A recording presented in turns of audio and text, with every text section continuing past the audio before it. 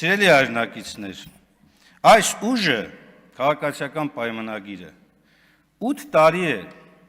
ինչ ասել է Հայաստանի անվտանգության մասին, ձեր բարեկեցության մասին,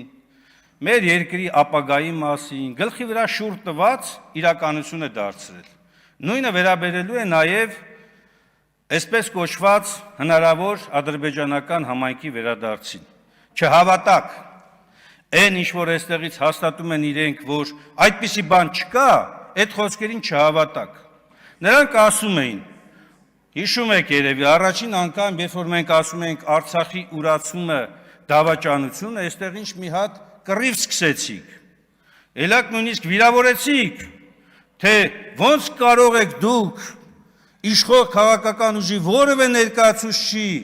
ընդհանրապես կասկածել Արցախը հայկական լինելու մեջ, ոնց կարող եք դուք այդպիսի բան անել։ Հիմա ինչ ուրանալ, ինչ մոռանալ, անցյալը ամբողջությամբ ջրել, ամբողջությամբ ոտնատակ տալ հերոսական ազատագրումները, այդ դուք եք։ Ես ուզում եմ իշես շատ չի անցել, չէ՞։ Կարող եք հետ տալ, փառք Աստծո, հիմա բոլոր հնարավորությունները կա, այս ամբիոնից, ինչ կուրս ծեծելով էիք, վիրավորում, մեղադրում, բոլոր են անձանց, ովքեր ձեզ ասում են, ախր դուք Արցախի հանձնումից զատ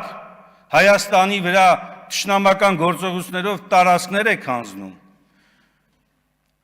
Թուրքասիրությունը, որ այս ամբիոնից հորդես դրանից հետո,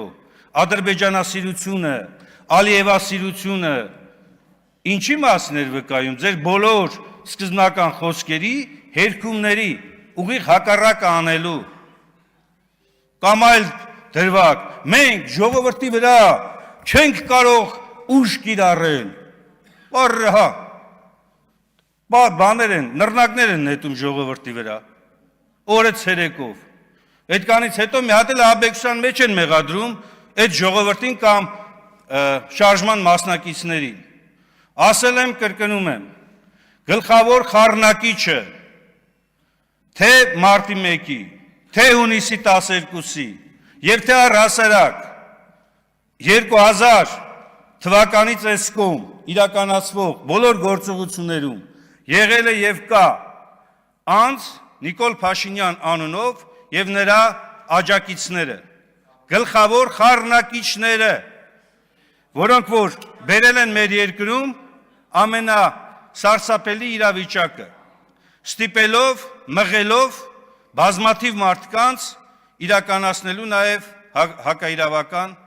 գործողություններ։ Բաժանորդագրվեք Արմատ մեդիայի ալիքներին սոցցանցերում։ Հետևեք մեզ նաև Արմատ մեդիա AM կայքում։